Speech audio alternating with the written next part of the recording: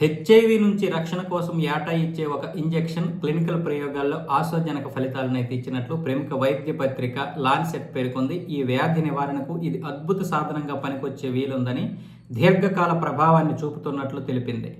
లెనాకాపావిర్ అనే ఔషధాన్ని అమెరికాకు చెందిన గిలీడ్ సైన్సెస్ సంస్థ అభివృద్ధి చేసింది. ఈ ఇంజెక్షన్ను కండరాల్లోకి ఎక్కించాల్సి ఉంటుంది. ఇది హెచ్ఐవి మానవ కణాల్లోకి చొరబడకుండా ఆ వైరస్ తన సంఖ్యను పెంచుకోకుండా చూస్తుంది.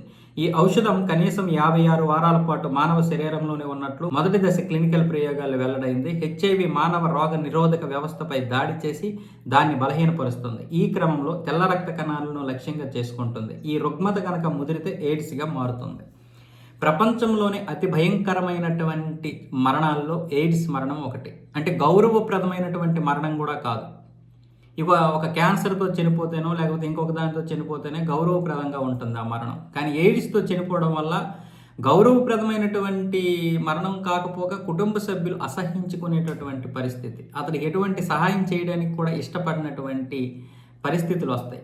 దానివల్ల ఎయిడ్స్ అనేది అంత భయంకరమైనటువంటి వ్యాధి. ఇప్పుడు మానసికంగా కృంగదీసేస్తుంది. చావు ఎలాగో తప్పదు, కానీ మానసికంగా మనిషి బ్రతికినన్నాళ్ళు కూడా కుషించి పడరాని మాటలు పడుతూ ఏమంటారు దాన్ని, అంటరాని వాడిని చూసినట్లే చూడాలి పరిస్థితి. ఎందుకంటే మరి ఆ వ్యక్తికి వచ్చినటువంటి జబ్బు ఇంకో ఇతరులకు కూడా రాకూడదు, ఏ కారణంగా అయినా రాకూడదు. చాలామంది అంటారు ఎంగిల్ ద్వారా రాదు, తాకడం వల్ల రాదు అని అంటారు, కానీ భయం అయితే ఉంటుంది మనిషికి. అలాంటి చావు రాకూడదు కాబట్టి ఎవరు కూడా అతనికి సహాయం చేయరు. అయితే ఇప్పుడు ఈ క్లినికల్ ట్రయల్స్ ఏవైతే ఉన్నాయో అమెరికా చేసినటువంటి, ఇది కనుక ఫలితాలు ఇస్తే చాలామంది జీవితాల్లో వెలిగి నింపినట్లే. అలాగని ఇది ఉంది కాబట్టి ఇచ్చలవిడిగా శృంగారం చేయకూడదు. అయినా సరే మనం ఏదైతే పాటించాలో ఆ కండోమ్స్ ఏవైతే ఉన్నాయో వాటిని ఖచ్చితంగా వినియోగించాల్సిందే.